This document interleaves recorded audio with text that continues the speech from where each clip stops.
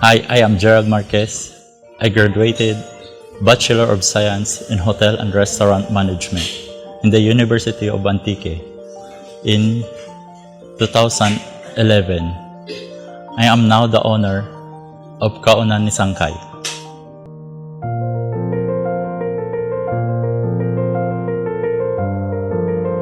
My experience in University of Antique helped me create that desire to have my own business.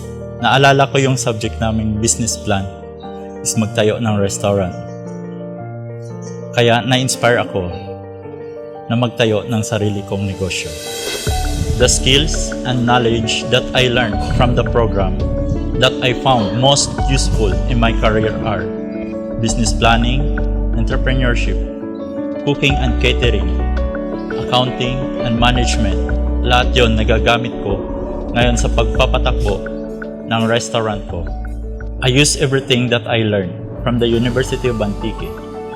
Kaya nakahanap din ako ng magandang trabaho. Kasi na-maximize ko yung mga natutunan ko from being a cook sa isang Thai restaurant hanggang sa nagtrabaho ako sa cruise ship. At ngayon, meron na akong sariling negosyo. University of Antique has changed me a lot in different ways. It allows me to establish a good working habits. It boosts my confidence dahil doon naging madali sa akin magtayo ng sarili kong negosyo.